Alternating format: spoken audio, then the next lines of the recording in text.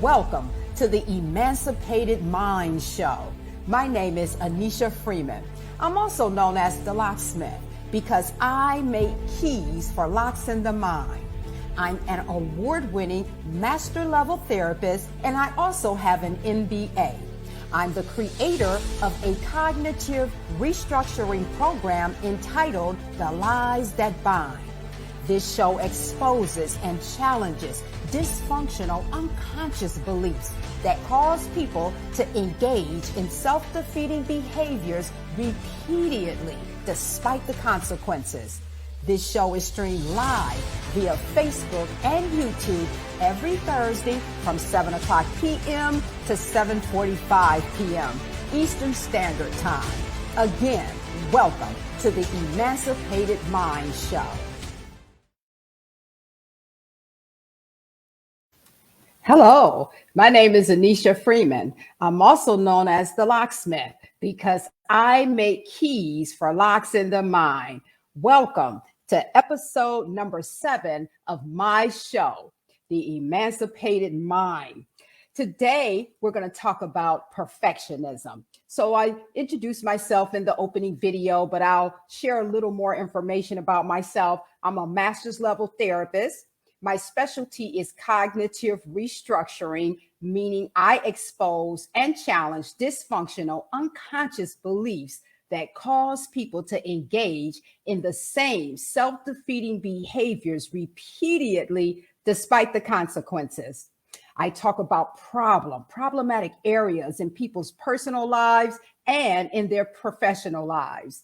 Problems such as self-sabotage, procrastination, people-pleasing, dysfunctional relationships, addictions, and low self-esteem. Tonight, I'm going to be talking about perfectionism. I'm going to expose and challenge a dysfunctional unconscious belief that produces perfectionism.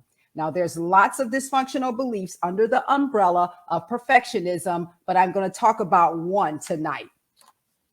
Whenever you hear me use the terms issues, unaddressed issues, lies, or the buttons people push, as I use those terms interchangeably, I'm always talking about the same thing. I'm talking about dysfunctional, unconscious beliefs that cause people to engage in the same self-defeating behaviors repeatedly, despite what they consciously know that they should do. So the belief that I will be deconstructing today is the belief, the unconscious belief, you have to get it right the first time. This belief is notorious for producing perfectionism. So I'm going to talk about how the belief can be implanted into a person's mind during the formative years. The brain is developed, the mind is programmed. The mind is programmed primarily during the formative years by how a person is treated and by what a person observes. I say primarily because there are exceptions to the rule. And that's what cognitive restructuring is about. It's about reprogramming belief systems. So I'm going to start by talking about maltreatment. So there's two primary ways that the belief, the lie, you have to get it right the first time, can be implanted into a child's mind. So one of the ways is by being mistreated. So if a child is raised in an environment in which he or she is harshly criticized, berated for not getting something right the very first time that the child tries to do something new, the child is being programmed to believe the lie, you have to get it right the first time. So I'm going to give an example. One of my mentors told a story when he was doing a workshop. He told a story about how his daughter, who was about 3 or 4 years old, had been at daycare. And when he came home from work, she was in the kitchen and he saw her trying to pour some liquid out of a pitcher, a large pitcher, into a cup. and her hands were shaking and she was spilling the water, and the juice or whatever was in the pitcher. She was spilling it on the counter, and it was kind of getting all over the place. And this person, my mentor, he's one of those types of people who are usually very type A and likes things done decently, and he likes things real neat and clean. So when he walked into the kitchen and saw his daughter shaking, her hands shaking, trying to pour the liquid into the cup, and it was spilling everywhere, he screamed at her. He was like, "What are you doing?" And he said his daughter screamed herself, dropped the pitcher, the liquid went everywhere, and she was standing there with this look of terror on her face. And he said, my mentor said, he knew in that moment that he had did some damage, that he had made a horrible mistake by screaming at his daughter about spilling some juice on the counter while she was trying to pour the liquid into the cup. And his wife came in and was like trying to figure out what was going on. And he was like, "I'm sorry." He ran over to his daughter. He was like, "I'm sorry. I am so sorry that I screamed at you like that." And so his wife explained to him that she had been taught at daycare. They were teaching the children how to pour liquid into a cup, how to do that, how to pour liquid from a pitcher into a cup. And of course, she wasn't going to get it right the first time or the second time, or maybe even the third time. It takes time to learn new things and to master techniques. But he did damage control. He apologized to his daughter. He said, "I'm going to put some more, whatever it was." I can't remember if he said it was water or juice or whatever. He said, "I'm going to put some more liquid in this pitcher, and I'm going to wipe up." He wiped up the counter, and he set another cup there, and he allowed her to practice pouring liquid into the cup. And of course, her little hands were shaking, and she was, learning how to do it. But a lot of parents don't understand. He went into damage control mode. I don't know if he understood that he was unknowingly, if he hadn't did damage control, transmitting the belief to his daughter, "You have to get it right the first time." But he realized that he had made a mistake, and he went into damage control mode. So if a child is raised in an environment in which he or she is punished for not getting something right the first time the child tries something new, the lie, "You have to get it right the first time," can be programmed or implanted into the child's mind. So being criticized or being punished for not getting something right the first time can implant the lie, "You have to get it right the first time," which produces perfectionism behaviors later in the person's life. Another way that this lie, this perfectionism producing lie, "You have to get it right the first time," can be implanted into a child's mind is via observation. So if a child grows up observing people putting unrealistic expectations on themselves to get something right the very first time they try something new, the child is being programmed via observation to believe the lie, "You have to get it right the first time."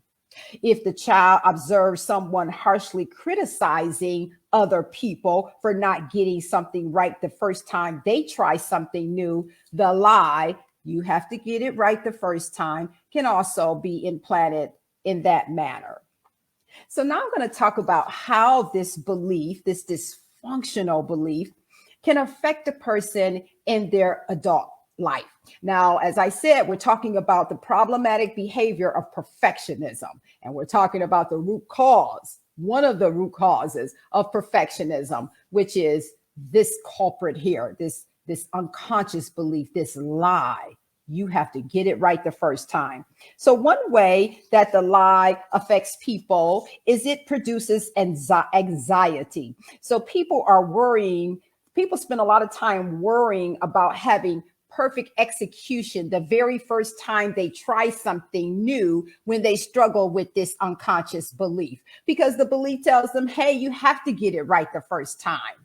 And so they struggle. They're worried about making a mistake, or about the learning curve, or they don't really understand consciously what they're worried about, because you are allowed to be a novice when you first try something new.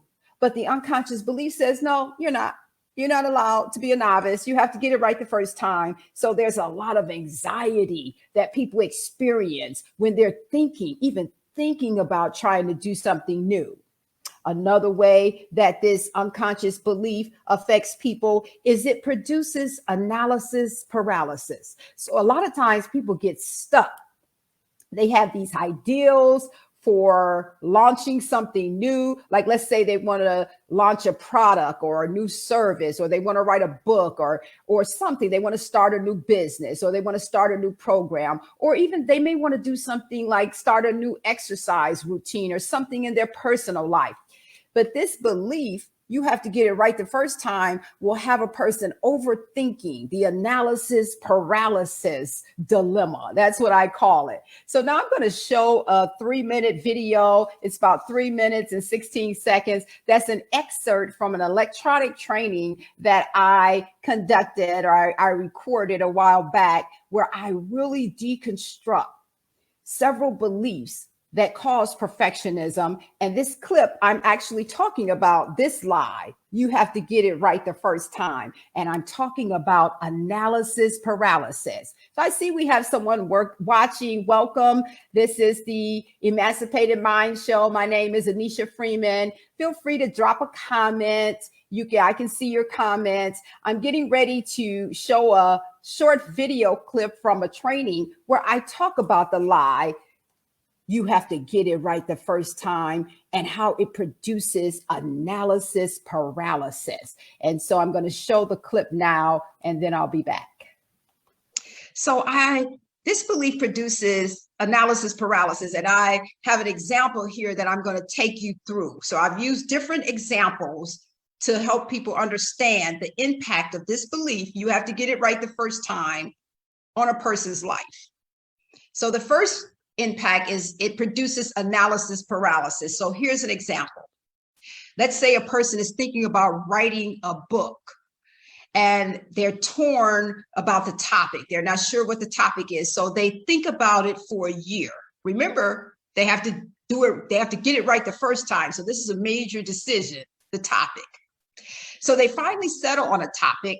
Then they start thinking about the title for the book. So they think about that title for 6 months because they have to get it right the first time. They have to have the perfect title. Thus says the dysfunctional unconscious belief. So they finally decide on a topic. Then they change their mind and start researching the titles of similar books. They do that for 6 months. Now I'm making up these times, but I'm not far off, because one of my side hustles during the pandemic and before, I don't do it anymore, was to help people get their books across the finish line. I type 100 words per minute. I've written a lot of books and workbooks and manuals. So I was helping people, and I've worked with people who had this unconscious belief, and they didn't know it, but I was deactivating them from this belief while helping them write their books. They weren't, and we got it done. And so when I would ask people, well, how long have you been thinking about writing this book? Or how long have you had this half-written book in your computer? And a lot of times it's been 2 and 3 years, literally. So then after they start researching, after they get through researching the titles of similar books for 6 months, then they start researching the role the book title plays in book sales. They may do that for a month. Then they start thinking about conducting an online survey asking people to choose between 3 possible titles for the book. So they think about that for 2 weeks. Then they start reconsidering the online survey because they start thinking someone may steal all 3 titles and write 3 books using my titles. They contemplate, they think about that, they ruminate on that for about 2 months. And they're right. They're probably right, because they're stuck in analysis paralysis. If they did conduct that online survey, someone may take the title and run with it because they're trapped thinking, analysis paralysis. Then they Google why books don't sell, and then obsess over their carefully thought out plans. And they may do that for an additional 2 months. Then they revisit the topic choice again for 4 months, and it goes on and on and on.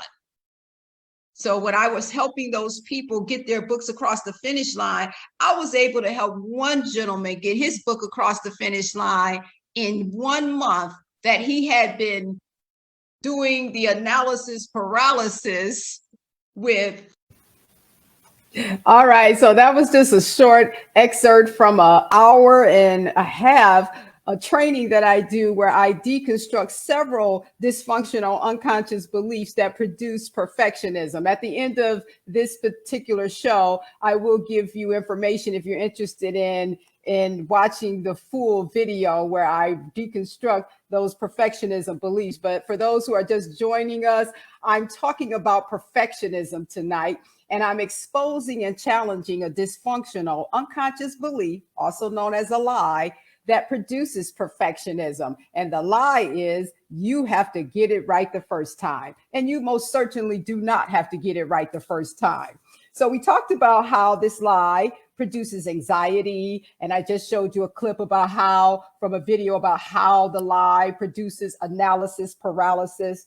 But this dysfunctional unconscious belief that's under the umbrella of perfectionism, it also causes people to do what I call the perpetual planning mode. So a lot of people who struggle with perfectionism, they've been planning to do something for years. They've been planning to launch a business for years. And they've been planning, they've wrote the business plan 5 times. They've bought software to write business plans because they have this software that can help you write a business plan. They done bought 5 versions of softwares to try to find the perfect plan. Because see, this belief is in the background saying, hey, you're going to have perfect execution the very first time you launch your business. You're going to have to be perfect. So people are terrorized. They have this terror, this fear that they are going to make a mistake. And guess what? They will. You're not going to get it right the first time. Like if you think about this belief, and it's unconscious. People who struggle with the belief you have to get it right the first time. Now, there are some people who are aware that they struggle. They'll tell you, I'm a perfectionist, but they don't understand all of the dysfunctional beliefs that cause perfectionism, and they don't understand how debilitating a lot of those beliefs are, because people who struggle with this lie, you have to get it right the first time. A lot of them have been planning to do something for years. I'm not exaggerating. In some cases, maybe even a decade. Someone's been planning to launch a business, planning to create a product, planning to write a book. And what happens a lot of times is those people have some really good ideals, but the fear that is produced by this lie will keep them in perpetual planning mode. And then I mentioned this on one of my other Facebook Live series. Sometimes they'll be sitting at home watching TV and they'll see a commercial for a product or service that they have been planning to launch themselves for years. And they will be so upset. They'd be like, oh no, that's my ideal. I was going to create that product. I was going to create that service. I was going to launch that. I was going to write a book like that. I was going to write a book about that particular topic. But they were in perpetual planning mode. That is one of the products of this belief. It produces perpetual planning mode. It also produces procrastination, because the lie is saying you have to get it right the first time. So a person who may want to try something new, they're like, wow, I want to do this. But then that fear is running in the background. This belief is running in the background like the operating system on a computer. And so that person is afraid. They are afraid to say, hey, I'm just going to have to be a novice. I was listening to a CD. So you see how long ago, a CD from a leadership conference that a minister put on. And John Maxwell was one of the speakers at the conference one particular year. And so he was talking about how a lot of people are afraid to try something new because they're afraid it's not going to be good, or they're not going to do it right the first time. He says, you can stop being afraid of that because it won't be good. Here's this brilliant, rich, successful person telling the audience, an audience of leaders, he's like, it's not going to be good the first time. So you can stop worrying about that and go ahead and do what you need to do. You're not going to get it right the first time. You know, we didn't get the toilet thing right the first time. As if your parents are still here on earth, ask them, How long did it take you to potty train me? Ask your parents. Like, how did I do the first time you gave me a spoon and tried to teach me how to use a spoon? You didn't get it right the first time. So if someone had to teach you how to use the toilet, how to use a spoon, every single thing we know, we learned at some point and we didn't get it right the first time. It was a process, but this debilitating condition has people stuck. It produces anxiety, analysis paralysis, perpetual planning mode. Another way the belief affects people is it causes depression. I call it the stagnation depression because so many people are operating at a level that they've perfected.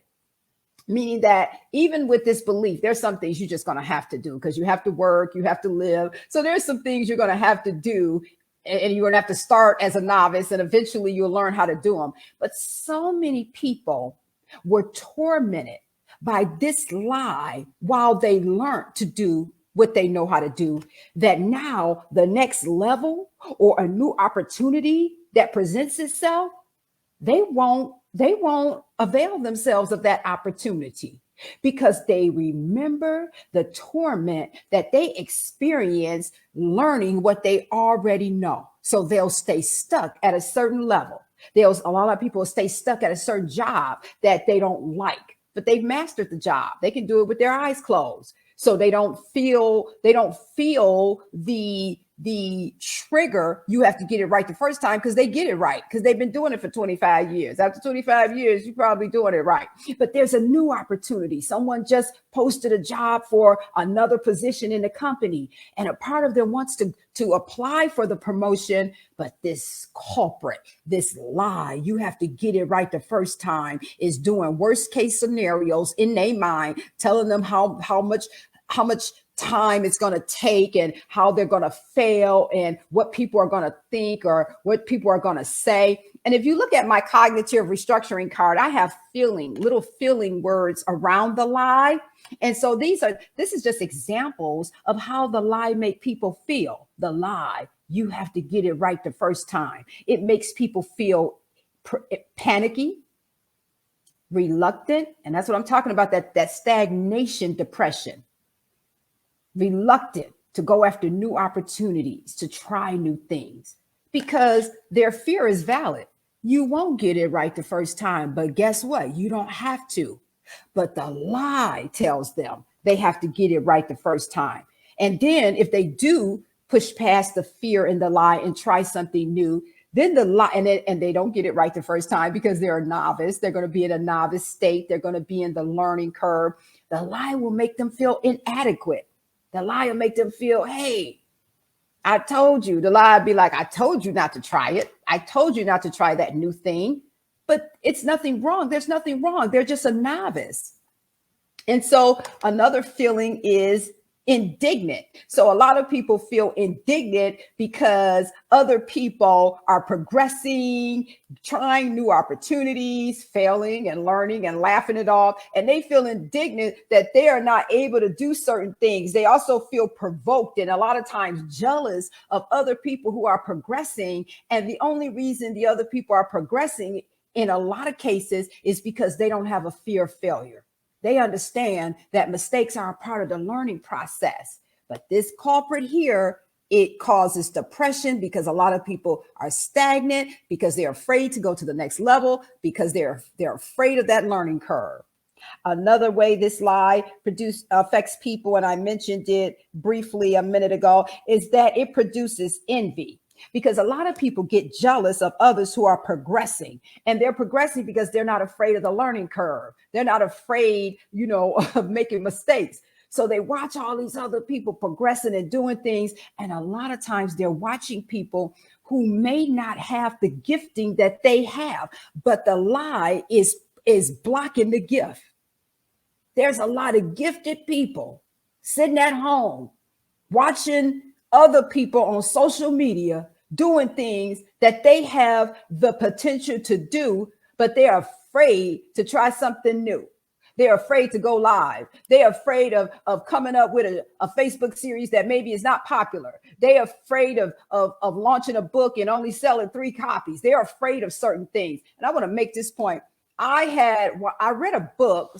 Reading is one of my favorite hobbies. I read a book years ago. This is when I was in my late teens, early 20s.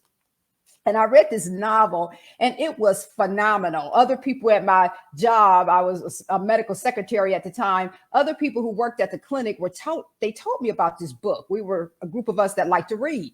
So I bought the book and I couldn't put it down. I mean, I was coming to work with bags under my eyes because the book was so good that I couldn't go to sleep. I stayed up all night, read the book.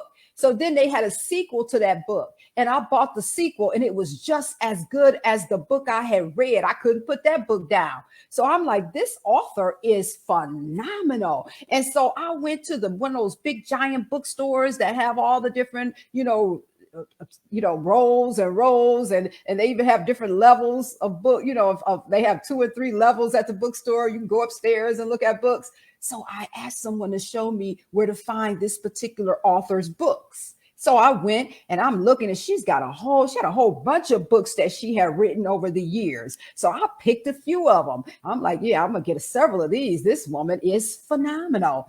And I went home and I started reading one of the books I had just purchased. And I was like, and I read the first chapter. Then I read the second chapter. I'm like, this is horrible. I'm like, this can't be the same author. So I'm looking at the back of the cover that got her picture on it. And I went and got the phenomenal books I had read previously. And I'm looking to make sure it's the same person. It was the same person. I had just accidentally purchased the very first book she wrote. And it was terrible. And so she didn't believe she had to get it right the first time because that book was horrible. But then I looked at how many years had passed in between her writing that first book and the book that I was introduced to. And I'm like, this woman she was phenomenal over time. One of my spiritual mentors who is well known. And the only reason I'm not mentioning his name because I don't know, on social media, sometimes you mention somebody and then they won't let you, they won't block your stuff. So anyway, one of my mentors, my spiritual mentors, he had me laughing. He's so funny. He said, if somebody wanted to torment him, all they would have to do is lock him in a room and play the audios from some of his first sermons he ever preached. Now, this man been preaching like, I think 35 years, 40 years, something like that. He's phenomenal. He's internationally renowned. He's amazing. And so, but he says you could torment him if you put him in a room and just play some of the audios from some of the first messages that he ever preached, because hey, he don't suffer with the lie. You have to get it right the first time. And I hope you're getting this point, because this lie stops so many people from contributing to society. It paralyzes people from reaching their potential and operating in their purpose and destiny, because the lie is holding them hostage, causing perfectionism, telling them you have to get it right the first time. So now I'm going to read the functional belief that challenges this lie, because you don't have to get it right the first time. So I'm going to read 2 paragraphs. So first I'm going to read a functional belief, which is a paragraph that just challenges this lie in general. Then I'm going to read a paragraph that challenges the way this lie affects people in their professional lives. I have a master's in social work and I have a master's in business administration, and I work with a lot of professionals. So I'm going to start with the way this belief affects people in their personal lives. We're talking about the perfectionism causing belief you have to get it right the first time. No one is perfect. No one just automatically masters a thing the first time they try. It takes years of studying, practicing, studying some more for people to master a skill. Why would anyone allow themselves or anyone else to put an inhuman, unrealistic expectation on them to master a particular subject or skill instantly? If you are able to that, then let's get you on television. If you are like the rest of the world, then give yourself a break and go to any new subject matter with the foreknowledge that you are going to go through a learning curve. No matter how many people have a certain skill that you are just learning, they had to go through a learning curve to master that skill. Just because they went through the process earlier than you doesn't make them any smarter are better than you. So now I'm going to read a functional belief that challenges the way this lie affects people in their professional lives. There is a very, very, very good chance that you will not get it right the first time. Ask Thomas Edison. Ask Henry Ford. Ask any person who has ever accomplished anything great if they got it right the first time. It takes time to perfect the franchise prototype or any other type of endeavor. As a professional, you must challenge this distorted belief or you will never live up to your potential. This lie is also referred to as the no learning curve allowed lie. If people could get it right the first time, you should have no problem being the very first patient that a doctor operates on in his or her career. I believe if you were the first, you'd prefer not to know. If practice and experience mean nothing, why not be okay with the new surgeon? Why not hire a novice caterer for your annual banquet or your wedding reception? Give yourself the right to practice, be mentored, learn from your mistakes, practice some more, learn from the mistakes of others, and then practice some more. You're not going to get it right the first time. You're not. And I want to make this point with our last few minutes. I want to make this point. A lot of people who struggle with the lie or the belief you have to get it right the first time, a lot of times they encounter people who struggle with the villain version of the lie. So anytime you see me holding up one of my blue cognitive restructuring cards, it's from my victim set. So I have a set of the 100 most commonly seen victim lies and a set of the 100 most commonly seen villain lies. So every victim lie, such as you have to get it right the first time, has a villain lie counterpart. So the villain lie is people need to get it right the first time, or people have to get it right the first time. So a lot of people who struggle with this lie, you have to get it right the first time, that causes analysis paralysis, depression, anxiety, perpetual planning mode. They encounter people who make the lie appear true by how they treat them. I know that's an oxymoron, but that's one of the mottos of the Lies That Bind program. The job of the lie is to prove itself true. And a lot of times the lie, people's lies collaborate. So there are a lot of people who have both of these beliefs in their mind. Some people 1 minute are putting unrealistic expectations on themselves to get it right the first time. Then 2 minutes later, they putting that same unrealistic expectation on somebody else. Now, there's some people who don't struggle with both. There's some people who put that unrealistic expectation on themselves to get things right the first time, but they show other people grace and mercy, and they encourage other people. You did okay. That was your very first time. You will do better next time. So some people just struggle with this belief. They don't struggle with this one too. They most of their issues are victim-based beliefs. But there are other people who most of their beliefs and issues are villain-based. And then you have people like me who are VV ambidextrous. They can operate out of a victim belief at 9 o'clock and switch to a villain belief at 9:02. So I'm going to read the functional belief that challenges the villain lie. People have to get it right the first time, because individuals who struggle with this issue, as they fight to get free, they need to understand other people's cognitive distortions so they don't take them personally. They don't need to understand the person who has this issue or belief so that they can try to fix them or help them, not unless they get paid to do it, like I get paid to do it. Like, it's just so you don't take their personal cognitive distortions personally, because you will encounter people who try to put that unrealistic expectation on others that they have to get it right the first time. We all need help.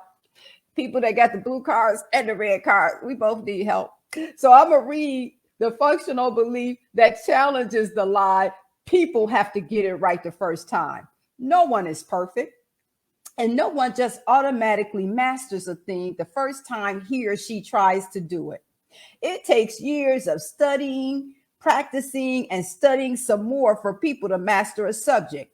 Why would you try to put that type of pressure on anyone? That's inhuman. It is an unrealistic expectation to expect a person to master a particular subject or skill instantly. If people are able to master skills instantly, then there would be no there would be no then you should have no problem hiring a caterer who tells you that your major event would be his or her first professional job. Hey, hire the newbie caterer for your yearly fundraising event or your wedding. After all, people should get it right the first time, right? No, be for real. You know that practice makes perfect. It takes time to learn how to do something, and then it takes more time and more practice to master what one has learned. Stop trying to put unrealistic expectations on people. I said try because some people will not let you. Some people will stand up for themselves. Some people are not going to accept it because they don't struggle with you have to get it right the first time. So when they encounter someone that has this belief, people have to get it right the first time, they set boundaries with them because they believe the functional belief that I read on the back of the card. So they don't do that. Now I'm a talk about this one example that I experienced a while back. I was working with someone doing some of my mentoring, my career coaching. I do cognitive restructuring, career coaching. And so I was working with a person who struggled with the red cards. He was putting unrealistic expectations on people that worked for him. He was a business owner and he kept losing people. And, employee turnover is expensive. He was losing a lot of money because he would hire these people and wouldn't train them, but he would berate them and harshly critique them if they didn't get it right the first time. He struggled with lots of unconscious beliefs from the red set. People have to figure everything out by themselves. People should possess the same information you possess automatically, or that means they stupid. People have to get it right the first time. He was struggling. He didn't know why people was leaving. He was just, he thought, well, maybe I just have poor anger management. I have anger management problems, so people are quitting. But what it was he was putting unrealistic expectations on people. And once he discovered the culprits, once he discovered, I am putting unrealistic expectations, but the people who were quitting, they didn't suffer with this issue. You have to get it right the first time. They were like, this person is being ridiculous. And they quit. And he was losing money. And he kept having to try to hire people. And so once he figured out what he was doing and what beliefs were causing him to do it, he stopped losing people. He said one person he had just hired, the very next day, he tried a different method with that person. He said, hey, let's talk. Let's talk about what you know how to do and what you need me to help you learn how to do. What do you need? His whole approach. And he said, he said that one day, it was like everything changed just that one day. Once he was able to say, hey, it's unrealistic for me to expect people to get it right the first time. People I haven't even trained, right? It's unrealistic for me to expect people to have the same skill set. And I've been doing some 20 years and they've been doing some 2 years, or they've been doing it 6 months. And I expect them to have the same level of skill set that I have with 20 years. And once he realized what he was doing, he was able to stop. He was able to stop treating people like that. And he started retaining people. People stopped quitting. One of my mentors said, it's a terrible thing when you stealing from yourself and you don't realize something is missing. And I thought that was so powerful. I still think it's powerful. I'm going to say it again. One of my mentors said, it's a terrible thing when you're stealing from yourself and you don't realize something is missing, because these lies steal from people. I'm doing a series every Tuesday on Facebook Live on my page that you're watching right now, every Tuesday in September at 12 o'clock p.m. for half an hour, 12 o'clock p.m. Eastern Standard Time. I'm doing a series entitled Unaddressed Issues Have Budgets and They Have Schedules. And I talk about how these beliefs make demands on people's time and they make demands on people's money. Do you know how many people have lost $1 million opportunities because this lie had them too afraid to try something new, to go through the learning curve, to be a novice? The lie told them, you don't have a right to be a novice. You're not entitled to go through the learning curve like everyone else who's doing what you dream of doing. And so people are sitting on this $1 million potential, right? Because they're afraid of the learning curve. That means this lie's stealing from them. And just like the example I gave of the man who was losing employees because he was obeying the villain version of the lie. He was expecting people to get it right the first time. So he had all these people quitting and leaving, costing his money, his company, all kind of money. Employee turnover is high. I have a bachelor's in business and I took a class called Staffing Organizations, and I did my term paper on retention management. And I did a lot of research and broke down how much it costs to replace employees, how much employee turnover costs. And I broke that thing down. I took an example and broke it down dollar by dollar. It is very expensive to lose people and to keep losing people and have to keep re-interviewing people and training people because of someone was putting unrealistic expectations on them. So that's all for this episode. This is episode 7 of the Emancipated Mind Show. I will be back next Thursday, and my topic will be addictions. I'm going to talk about a dysfunctional unconscious belief that causes people to have drug addictions, alcohol addictions, gambling addictions, food addictions. Now, there's a lot of beliefs that cause the people to struggle, but I'm going to talk about one that is a notorious culprit. And so if you would like more information about my work, I'm going to put some links in the comments. I'm going to put a link to my store page. You can order these cards. You can order my workbook, and it comes with both sets of these cards: 100 victim-based lies and 100 villain-based lies. I also have a workbook that my unaddressed issues that break down how these beliefs, these lies, cost people money and time. And so it's my unaddressed issues, make my budget and my schedule. And it's also available on my store page. It's sold with these cards too. But if you order this workbook, you don't need both. You don't need to buy the cards twice. If you get this workbook and these card sets, you can also click on this, and it has an option to either buy this with the cards or without the cards. I also have a workbook entitled The Adult Reenactment of the Childhood Script. It's phenomenal. It shows people, it has worksheets, real worksheets. All of my books have worksheets. All of my workbooks have worksheets in them. But it has these worksheets that help people identify these unconscious scripts, these unconscious patterns and dysfunctional habits and cycles, these generational cycles that they have been engaging in, that's been passed from one generation to the next generation. This workbook, The Adult Reenactment of the Childhood Script, it exposes it and it gives you tools to help you fix it. As I said when I opened the show, I give people real tools to help them reprogram their minds with more functional beliefs. So again, that's all for this show on perfectionism, this episode where we deconstructed the lie. You have to get it right the first time. This horrible, debilitating belief that causes perfectionism. And so I'll see you next week. Thank you for watching the Emancipated Mind Show.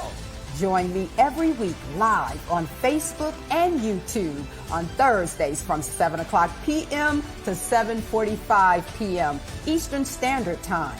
For more information about my products and services, feel free to visit my website, AnnesiaConsulting.com, or my website, AnnesiaSpeaks.com. I can also be reached via email at afreeman@AnnesiaConsulting.com. I'll see you next week.